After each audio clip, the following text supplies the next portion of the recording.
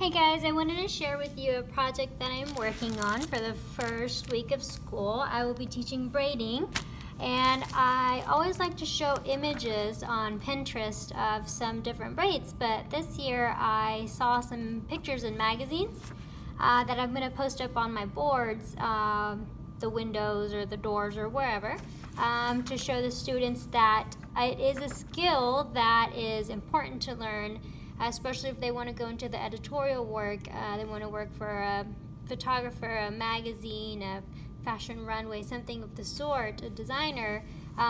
Braids are a skill that are used in our industry, and the proof is the front cover of a magazine.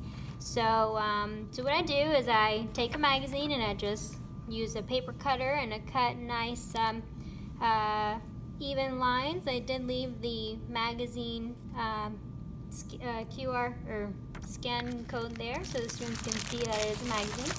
I do have some laminating pouches. Now for those of you that have laminated before, you know how to do this, so you don't necessarily need to watch this particular part, but for those of you that have not used laminating pouches before, you just split the pouch open, okay?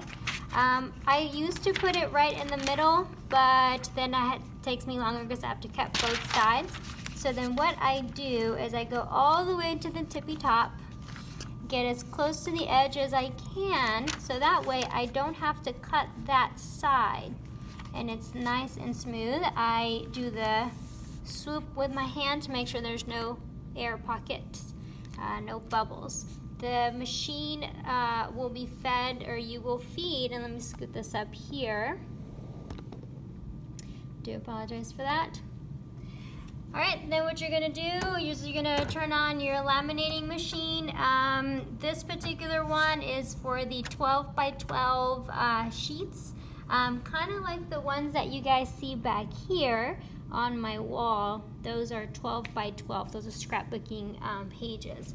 And so anyway, this particular one was at Michael's. I got it at Michael's. It's the Purple Cows brand, and it comes with a little flap here, but I left it at home. So it takes all kinds of laminating pouches. It does do hot and cold laminating, so I'm gonna feed it through the back. Usually I wouldn't have to hold it, but because I don't have a little tray back there, I do hold it.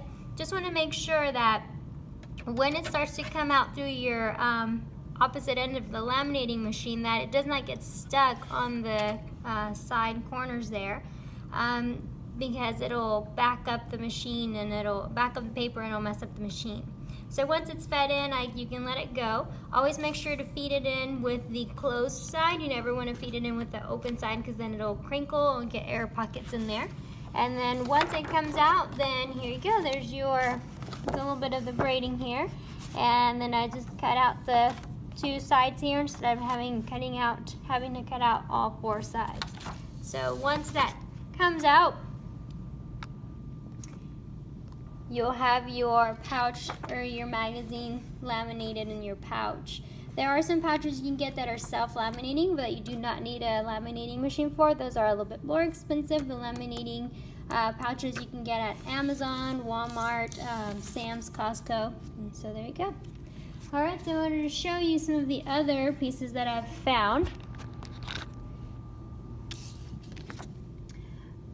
All right, so let me show you some of the other pieces that I found just on some of the laminating. I do apologize for the glare here, but these are some of the images that I will be placing up on my door, so the students can see that this editorial work, whether it be something pretty basic like just a fishtail braid with various colors here, or something more like a basket weave that is very complex, mixture of different techniques, which is curling iron, then you've got a tight braid there, okay?